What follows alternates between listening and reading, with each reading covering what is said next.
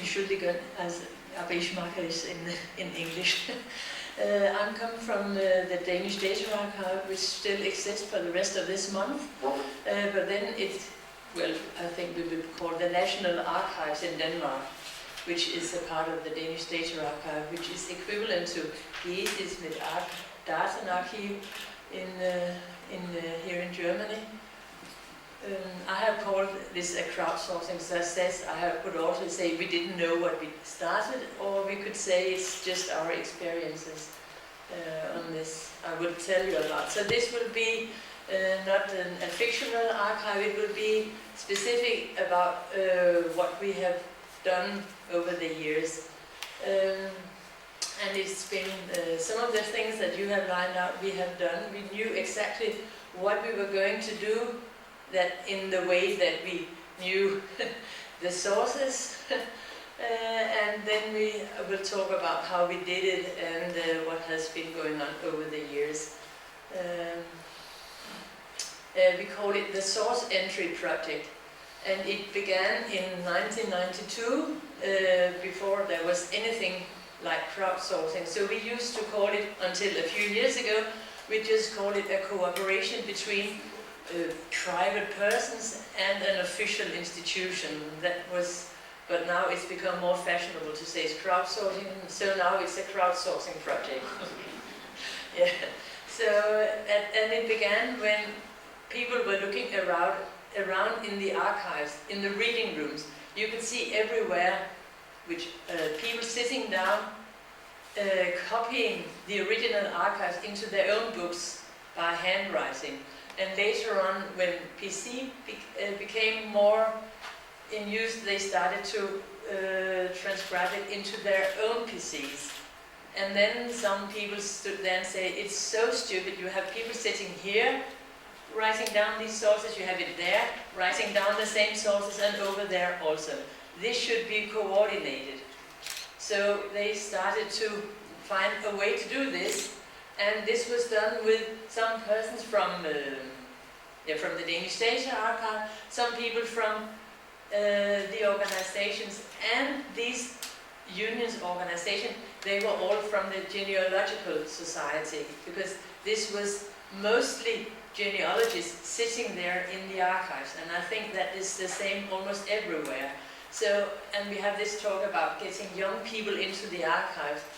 Well, they don't have the time, but when they turn 50, then they will have more time and start looking back on the ancestors. And I think maybe that will be the same. But when these young people today turn 50, then most of it has been transcribed and they can do it all on the web. So they don't have to go to the archives.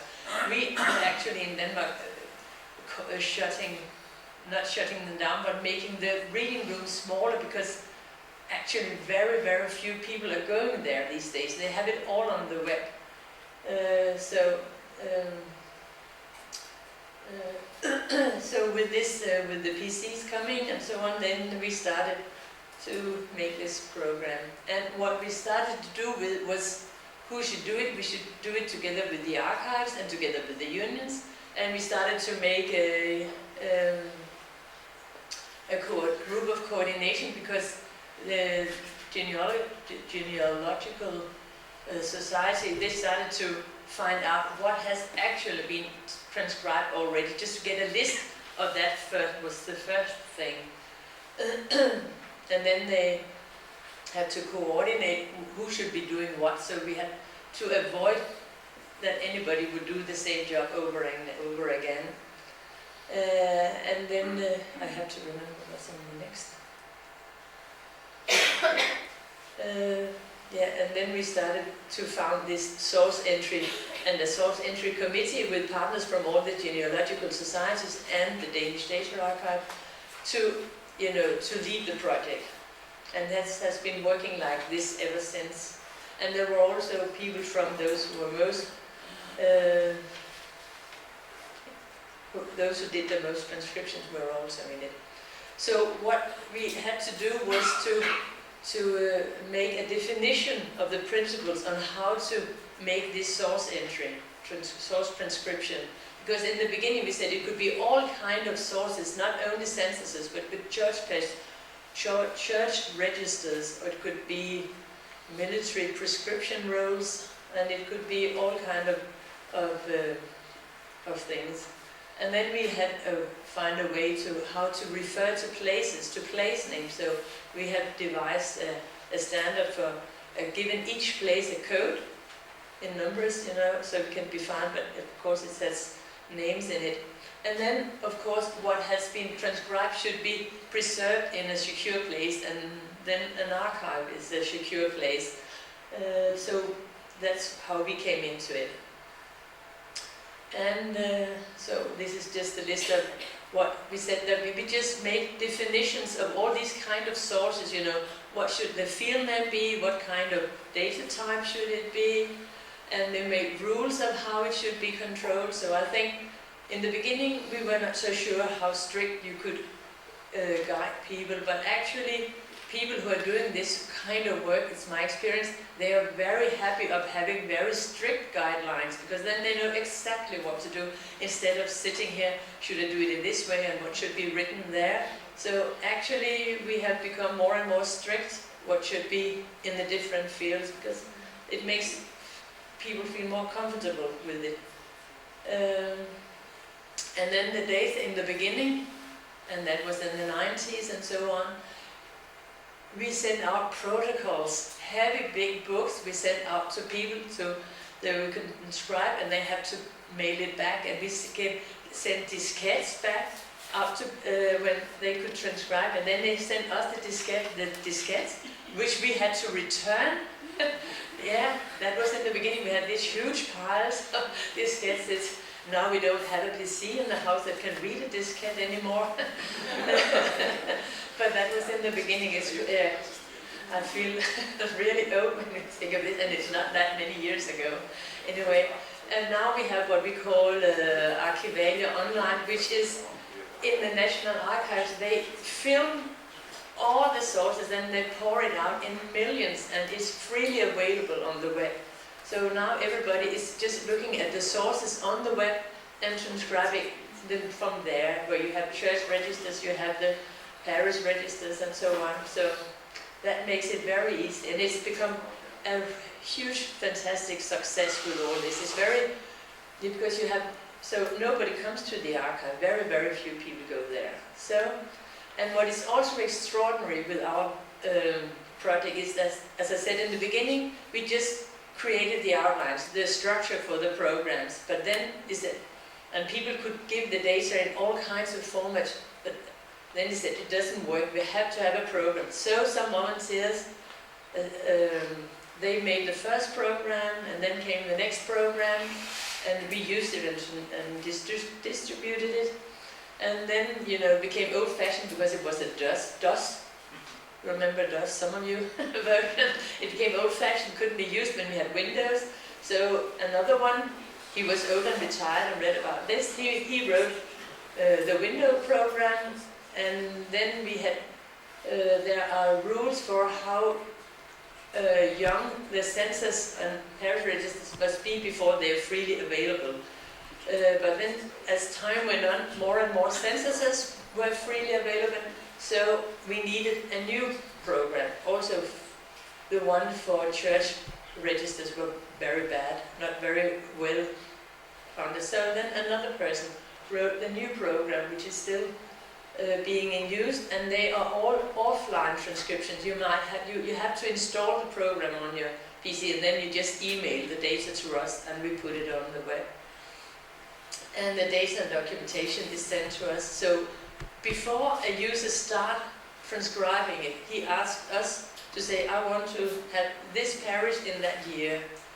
And then he's giving a unique number which follows the whole census, and he has to do the whole census or the whole church book.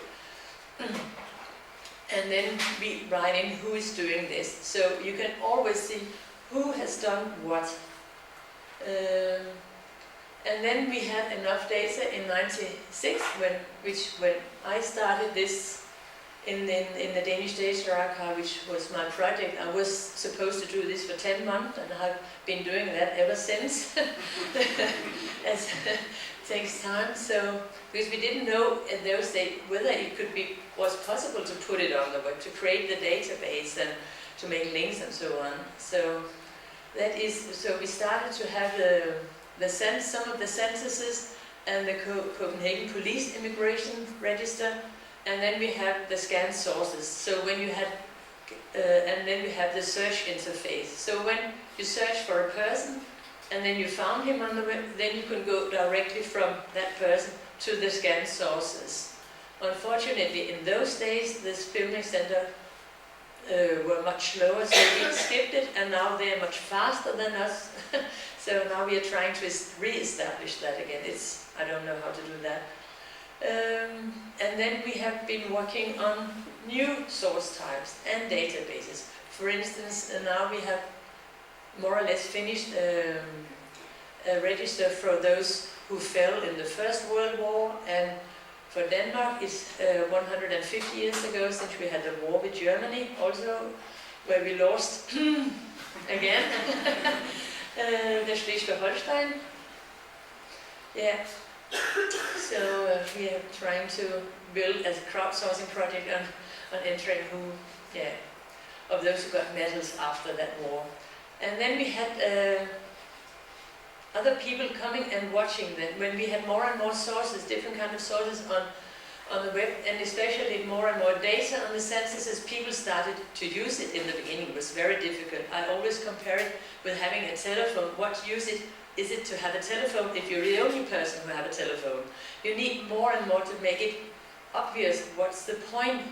And when people had seen the point, they started contributing again, because we have used it so much, been so happy with it, so I want to contribute. And that is, so people step in for a few years, then go back, and then come other persons. So always we have about 40-50 persons doing transcription. That depends also on the weather. In the summer there are less users than in the winter. And then I have taken out an example which I think is quite impressive. It's Nygaard Stedler. It's an archivist who at one point sat in the archive, took short notes of original archives. And these notes, where is it? What's going on? Did I go too far? Yeah, here it is. There's been some. Yeah, this is the project. Then it was a small group of volunteers who found out that there were these notes on peculiar names from Jutland, but you could find all things about them. And then a little group, they arranged with the National Archives that they could get access to these sources. And 5 persons they went into the archive, took pictures of each note, and sometimes there were things on the backside of it also. They made all the photographs, and they put it there, and then there was only 35 persons did all the transcription, and they made it all, and they made a web page, and when it was all finished, we got the whole thing, and I could put it on our website, and they closed down their website.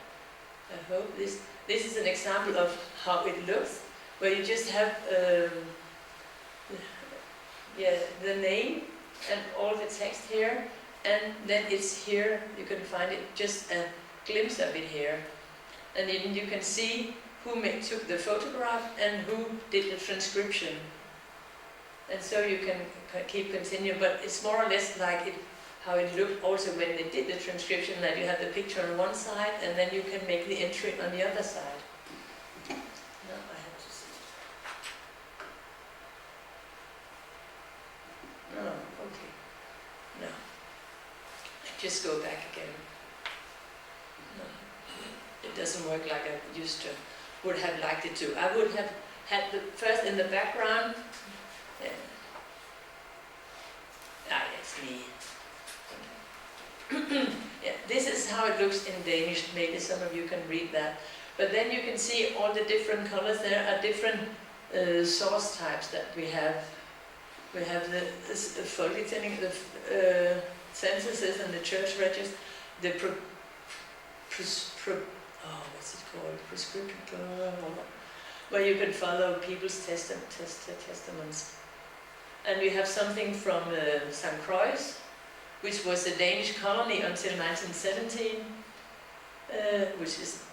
and then we have people seeing that. Then they took up from West India, where we also had a colony, and now I'm working on correcting some dating from Tranquebar.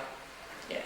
And then we have it in English, and we also have it in German, which makes it so simple to maintain a web page, that you have it in all 3 languages, because we have lots of contributors from Schleswig and Holstein. This was this. So, and what do we do to keep people up to date? We don't have any gaming. Sorry to say. But we have what we have is that, for instance, we have this list. So, which hopefully works. Yeah. So you can go in and see who has done how many. And you can see the first person, which has stopped now, she has done over 1 million records. Yes, that's a lot. And then we can go all the way down. We have the ranking to the right and how many censuses. And as we always say, they had a long list. So people can go in there up and down. And I think after these 2 days, I think I will make an extra list where you can just follow them for 1 year, because this person in the top, anybody will never come beyond her, you know. So people can see if I'm number 100 or less than 100 and so on. So you can find a name. Oh, I know I'm there. I've done 2 entries. And then I said we have the last one, which is the father to a colleague of mine. He used to work in an archive, and it was completely unreadable, but he could read those 5 records, so they're there, otherwise they would never have been there. And then I go back to this one, yeah. And then I have, to have it corrected, we have a list also of those who make the proofreading. And this one, he has retired also, done proofread more than 1 million records. So we do a competition, because even if you do it, you try to do it correctly, there are errors. And then people start complaining, but then we have it proofread. But even if it's proofread, you can keep finding errors or mistakes and things that are difficult to read and so on. But this is what we do. And then we also, when you have found a record or something, you can always click on to see who has done this. It's just the name in the beginning. I put up too much information, but now it's just the name and the date and so on. But we always know who it is, and then we can correct it. And they can get credit for what they have done. So what we have also, this is assented, I would say, by the volunteers, is here it, and you can have it immediately in German also, in 3 languages, which is actually a great work they're doing here. They have taken a map. Here is each county or amt from the country, and they have each year up here, and you have different colors. So you can see hier, was es noch frei oder wird teilweise bearbeitet, alles wird bearbeitet, eingegeben und Korrektur gelesen und existiert nicht. So, and this they do, as you might see if I take something here in, I can take this one. So you can see, this is being done, somebody's on the way, this has been done, and all this is free for everyone to start. And they do this for each county, for each year, and they do it in, I think it's painted, they do it manually, sitting here, filling it up, and they do this every week for us, for this project. I think it's amazing. I give them the data, I send a list to them every week, or second week, when I remember to do it anyway, and then they sit there filling this out. And this is very amazing. You can have a list to see what has been done, but having the map, it's intuitive to see what is still missing, or what has been done, or what can I find. And I'm sorry to say we're not on Facebook and Twitter, because genealogists, they feel, that's my opinion, very, very strongly about this. So we have a forum, and some years ago it was able for people to download a whole parish. And they could just download for free, they should just say who they were. And I think that was in the late 90s, when the bandwidth was smaller, the servers were smaller, so it broke down every weekend, where people had time and had to go to work all the time to establish the server and so on. And then we stopped, and I could say that is not a popular thing to do, to offer things to people, even if it's for free, and then you take it back. Well, it took some years to come back on track again, be popular again, I must say. So what we have here instead is a forum where you can, where it's discuss groups, where you can look for ancestors, and you can have it in English also, and you can have help for the archive, you can help of how to understand the text. You know, it's Gothic handwriting, can be very difficult to read. And then you can how to use the forum. And then we have this one, it's about this online sources, our DDD, and program and web problems. And I must say, if we dare have a look, hopefully you can't read it, but then you have a lot of discussion, and then we have, I think it's down here, yeah. Okay. No, okay, they have a war of religion going on. Yeah. So, about the data and so on. They have often, as I say, strong feelings about this. So, we have we're not using Facebook. We could use blog. What I use instead, if I could show it to you, I have a one-way communication channel where I just inform when there's something going on, and it's not very often. I just put the data on, and then they look what has been going on, what can I search in, and it's very popular, and people everywhere are interested in their ancestors. And then of course we have this debate and articles, which is, for instance, on the forum. It was just because I was not sure.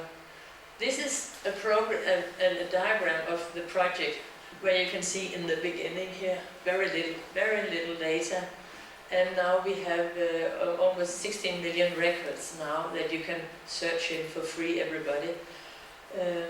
Of course the data is in Danish, but the labels, when you use it from the German or the English website, the leading texts are in that language, but the sources themselves, well, they are in the original language.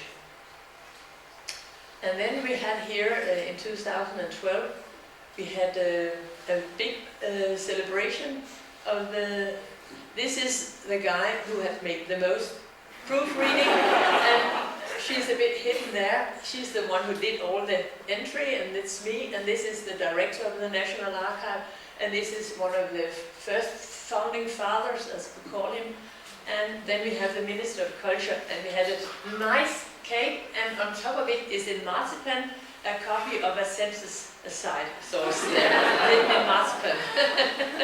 And I have big cakes, and then I would like to show you a few minutes of this on YouTube. I hope it will work. Just a few minutes.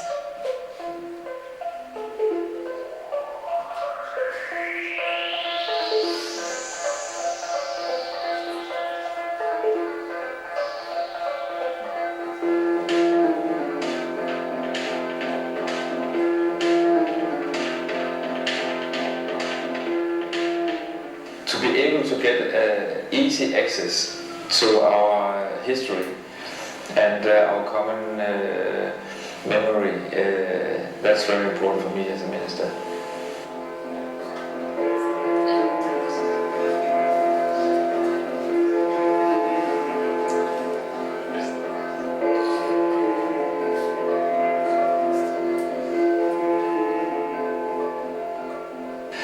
It's the first time we experimented with crowdsourcing as a work method on this scale, and we couldn't have done this project without all the thousands of Danes who had been part of it.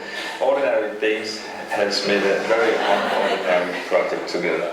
In a way, we have activated a collective memory on a level that we have never experienced before. So, as a Minister for Culture, I'm so happy. Everyone can access it from the home computer and the laptop, and of course we can see how many people who are visiting the website. It's overwhelming, and it shows something about that if you are able to get access easy way where you are right now, everyone likes to jump into this pool of knowledge, and of course I think it's a brilliant project, and I have to say thumbs up for all the volunteers.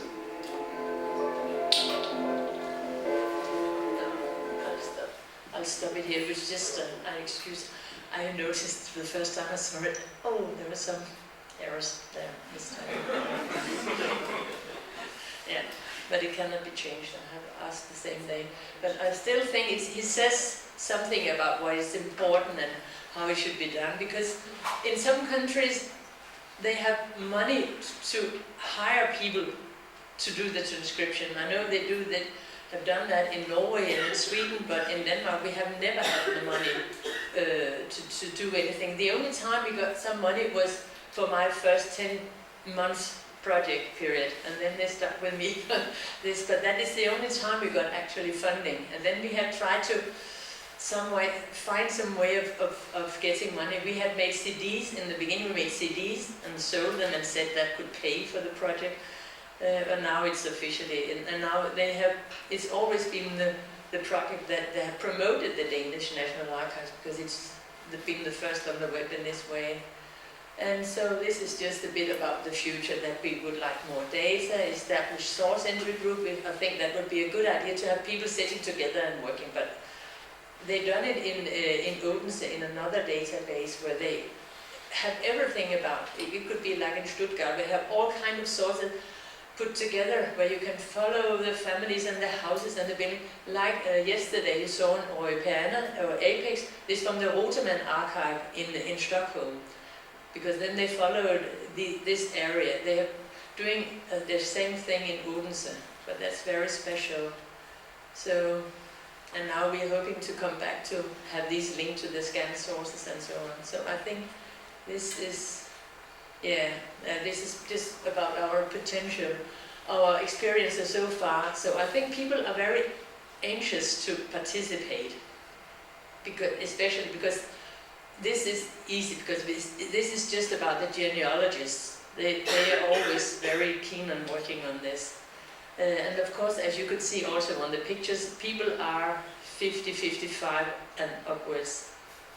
And then they use the computers, and as they can say, there must be something in it for them. For them, they do it to look for their ancestors or about their local community. Sometimes it's only local communities typing in all this from their area, or it's been from their family and so on. And then we have this group, a steering committee we call it, where we can talk with some of the representatives from the organizations and the users and so on. And then I have a colleague who talks with people when they call him, ask for numbers or for complaints and so on. I only get them when it's really difficult, or they complain, or whatever it might be. It is sometimes difficult to make people happy. Even I think we put it on for free and they should be happy, and mostly they are happy, but still we know there are mistypings and so on still. So, and then nowadays we have the last problem, which you mentioned also. Who owns the data? The sources are public. They are in the archives, free for everybody. And then they have transcribed it, and then they give it to us, and they can keep a copy. Copies is nowadays, it's no problem with a copy because it can be everywhere. But then who can distribute it again, and how may they be reused? This is what we are discussing right now back home. But then it's, So this is, yeah, but I think it's, we can always do more, and I'm amazed that there are still people who don't know my project back home, so we could still do something more, but I don't think our users will be on Twitter, for instance, because I don't think they will be there. They are on Facebook, I think, most of them, with their grandchildren, I think. So that would be a way of reaching them. So I think, yeah, we do have to do some more. I don't know how, but we promote it whenever we can. I think that was it, yeah.